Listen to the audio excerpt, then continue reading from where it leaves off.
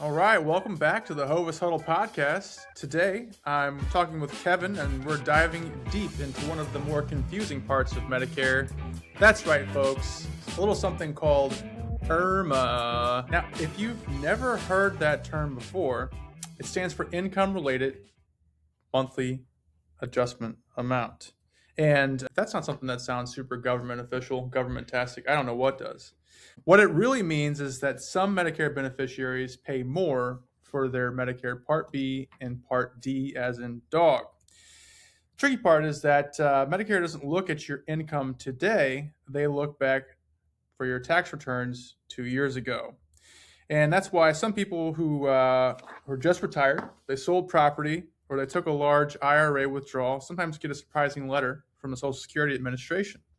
So today we're going to explain where IRMAA came about, how it works, and what you can do if your income has changed. So I'll sing a song for you guys here. Old MacDonald sold his farm, E-I-E-I-O. 2 years later he had a surprise, E-I-E-I-O. Now his Part D and Part B are on the rise. IRMAA, oh no. Creative. You like that? I like that. Not many people like Aunt Irma in the Medicare world. No. She's more of an aunt that she's a taker, not a giver. Yeah. And she shows up way after you'd think she would. Right. So first, where did IRMAA come from? And Kevin and I were talking a little bit about this because, Kevin's been doing this for long enough to have been around during that era. I was just graduating high school and stuff and figuring out my... Way to rub it in. So the IRMAA really was a part of the Medicare Modernization Act. As we know, that bill was passed December 8th of 2003 under good old George Bush Jr. And it was enacted January 1st of 2026. There are other things that the Medicare Modernization Act included, and obviously very important stuff, but today we're focused on IRMAA. IRMAA itself didn't go into effect until, of course, January 1st of 26, but it wasn't until 2007 that we actually have our first IRMAA brackets as far as income is concerned. And originally, it only applied to Part B. And it wasn't until 2011 that you start to see Part D was included in that as a part of the Affordable Care Act bills that were passed. So that shows how long I've been doing this. I had no idea that IRMAA kicked in that long ago, but maybe I just tried to forget that part because it does not make people happy. So, but it's been around longer than I remembered. Yeah. So yeah. When were you thinking it? I would have thought early teens, right after ACA kicked in is kind of what I had in the back of my head. Yeah, one of those things about IRMAA that really surprises me is it's just how easy it is to kind of learn about it and then move on with your life. And in this industry, we always have things we need to go back, relearn it, put it back into our headspace because it does come up. And for some historical context here, before IRMAA, everyone paid the same Part B premium. And they basically introduced this as a means testing. And some folks like to call it a surcharge. We like to call it a success tax. But either way, roughly about 8 to 10% of Medicare beneficiaries have to pay in IRMAA. And of course, some folks pay less for their Part D and Part D. Those will be folks with some kind of level of Medicare savings program. Yeah, it's a success tax. And the successful people that luckily get to pay the success tax still don't appreciate having to pay that.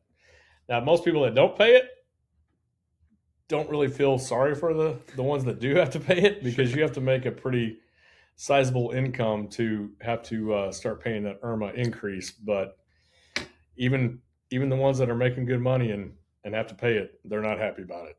Well, and with that being said, we're in 2026 now, so IRMAAs are going to be levied based on 2024's tax return. And the IRS is involved, the Social Security Administration is involved, and of course CMS is, a part of the picture here. But the IRS is sending that information to Social Security so that they have those numbers to calculate your IRMAA, and beneficiaries do receive something called an initial determination letter. So They want to keep on the lookout for that. And when I was talking to somebody, an agent earlier today, about how they had somebody they spoke with near the end of last year, and they had signified that it would be an IRMAA charge, and some time went by and they forgot all about it. And now they're asking questions about it. Quite frankly, there's more than enough things to go over inside of a Medicare presentation.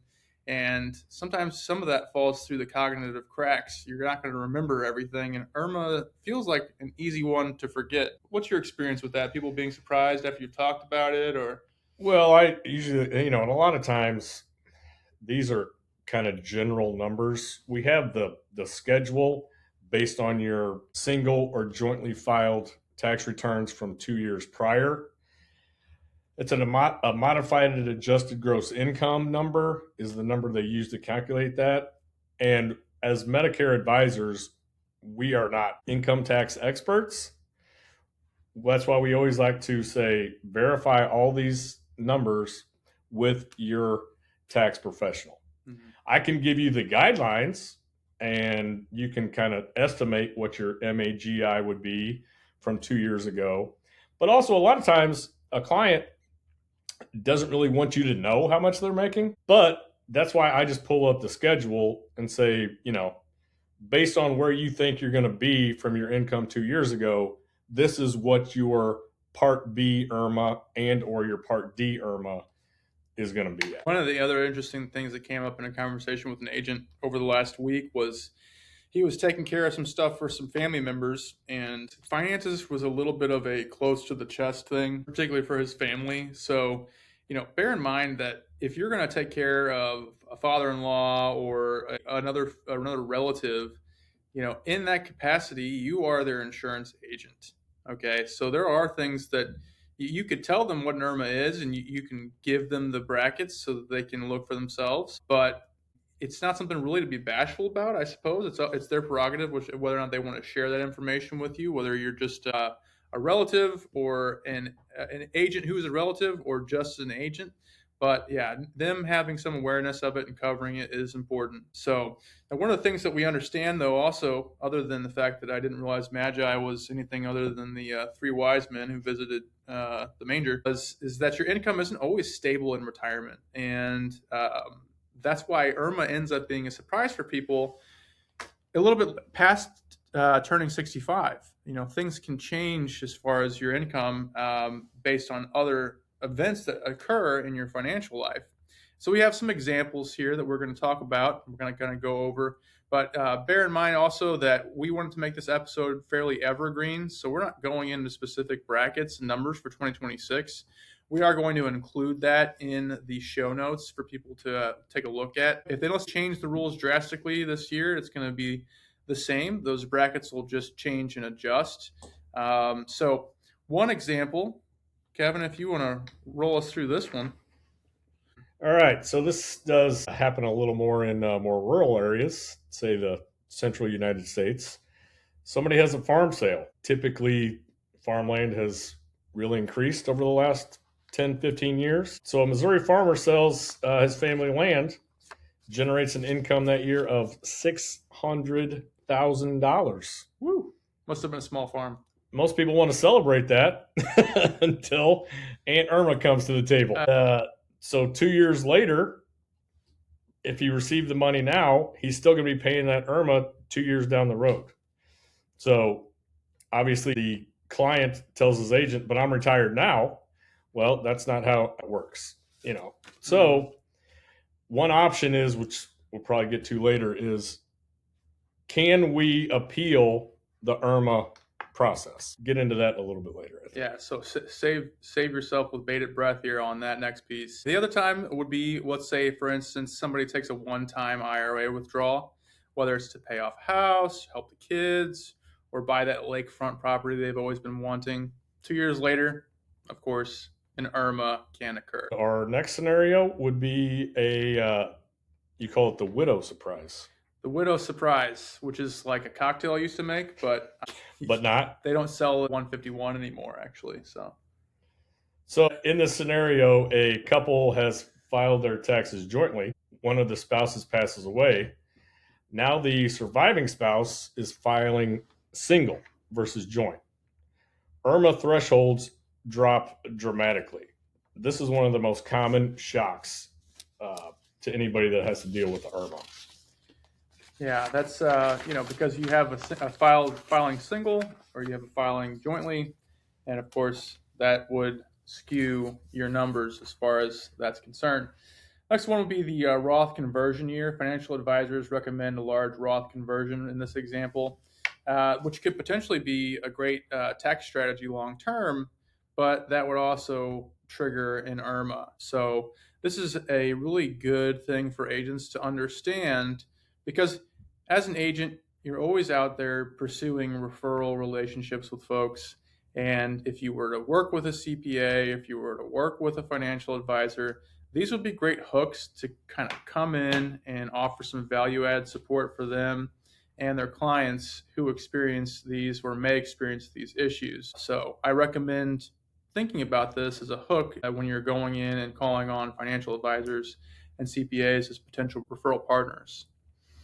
And as we were talking about earlier, a person in retirement, a lot of times people think, well, I'm retired, my income is going to be steady for most of the rest of my life.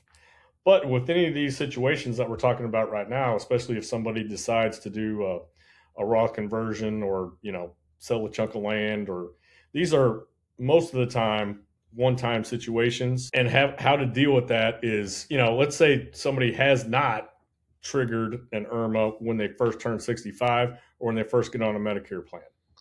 A lot of times they'll be on a Medicare Advantage plan and it'll be a 0 monthly premium.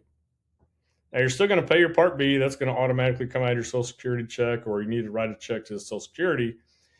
But the base amount is what they're used to. Well, then if they get one of these life-altering situations that triggers an IRMAA and an increase, that higher amounts they're going to be paying now where they were not paying that before. So a lot of times, we'll meet with somebody when they turn 65 and we'll tell them what their Part B monthly premium is going to be. But then they'll get a letter from Social Security once the IRMAA is triggered. And who do they call first? They call us and they said, you told me my Part B was going to be this amount. And I said, well, I also was unaware that you were going to be selling a very large chunk of land in the middle of Missouri. So these are situations that we always kind of need to keep in the back of our minds when we're meeting with people, just to find out in your fact finding, is this potentially a situation that could arise down the road? And what's surprising to me too is to find out how many folks who are in this business don't know about the SSA-44 form. Trying to say that like a real good Midwestern 40 bar. Yeah, it's just one of those things where a lot of times agents will just kind of shrug and say, well, that's just how the cookie crumbles. But as Kevin alluded to, you have a life change event, and those LCEs could actually qualify you for a potential appeal, which is what that Social Security Administration 44 document would include. So some of those qualifying life-changing events are retirement, work reduction, marriage, divorce, death of a spouse.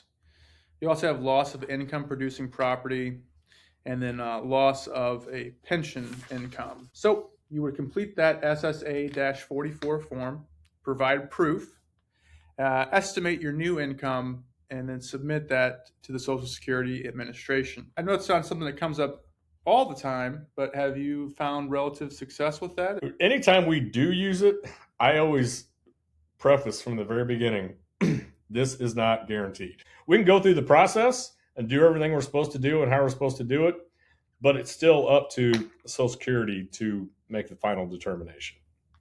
Okay. And as far as certain documentation they might require, that could include a retirement letter, could include a pension statement, employer confirmation, and or death certificates. So an important insight for agents would be many clients just don't realize that this appeal even exists. So being able to offer that value to them would really make them happy. And I know there are certain rules around how long they'll go back to look at this change and if they would do any reimbursement.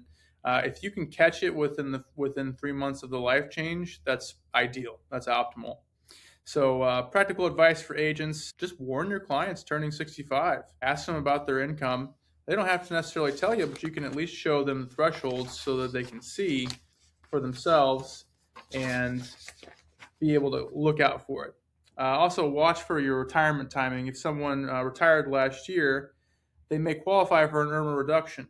They're retiring. A lot of folks we have who are going to go ahead and get on a Medicare base, they've delayed their retirement, they've delayed adding Part B, and now at this point they're ready to go. Well, they're going to take a nice dip in income because they're no longer actively working, and that would be a good opportunity for you to come in and save the day potentially by helping them file that appeal. Work with financial advisors, like I said, Roth conversions, asset sales, capital gains, these all can trigger an IRMAA. And I think the financial advisor piece of it is a lot more relevant than we probably first discussed. As a retirement planner, these situations and figuring out how much your healthcare is going to cost in retirement is a major situation that they need to deal with on how they're going to fund that going forward. And if the advisor doesn't even discuss it, and then the Medicare advisor doesn't discuss it, it's even going to be more of a double whammy when they see that increase in their Part B and Part D premiums. Yeah, and one of the things to point out too is you're not filling out that document for them. Okay, you can show them the document, you can give them assistance by pointing them to the right Social Security office, but you really don't want to fill out the form for them because, well, it's not really in the spirit of the document. It's their information to fill out, and as Kevin mentioned, it's not a silver bullet. So if it doesn't go through and you're the one who said that you were going to quarterback it, fill it out, turn it in, then whose fault does it appear to be? Yeah, you don't want to put yourself in any liability situation in case something was filled out incorrectly. So, Kevin, I got some rapid fire questions for you here. Uh-oh. I'm in trouble. Yeah. So here we go. Let's get into it here. Okay, so 10 questions for Kevin Hovis. Oof. Cue the Who Wants to Be a Millionaire sounds here. Okay, so Kevin, when a client first hears the word IRMAA, what's their usual reaction? Perfect. That's it right there. There's a lot of ways I can go with that one. But yeah, they usually don't have any idea what IRMAA means. So it's just and like I said, don't over explain it. Just keep it as simple as possible. That's how we like to explain Medicare in general around here. They're already just getting inundated with information that they have never heard of in their life anyway. So just go over what the facts are. It's a 2-year look back. Show them the schedule and tell them that it is possibly an option for them based on what their income was 2 years ago. And I some of this is going to maybe even sound redundant, but why do you think so many people are surprised by IRMAA when it shows up? Because it doesn't affect everybody. So when you meet with retirees and Medicare eligibles, a lot of them will talk about their friends and family that are Medicare eligible and what plans they're on. And that's the plan that they recommend because that's the best plan for them. Well, if they are not affected personally by an IRMAA, they're not even going to know to have that conversation with you. So that's why it doesn't, what do we say, like 10% of the people? Yeah, 8 to 10%, yeah. So, 9 out of 10 people, IRMAA doesn't affect. So when you're at your group of 10 people at McDonald's having coffee, it might only affect 1 out of the 10. Honestly, some people will forget even about their Part B premium coming out of their Social Security at all. Yeah. They just go, oh, well, I don't see it. Out of sight, out of mind. Okay, so can you explain the 2-year look-back rule in plain English? Well, like I said, just to keep it simple, let's talk about somebody that's enrolling in Medicare in 2026.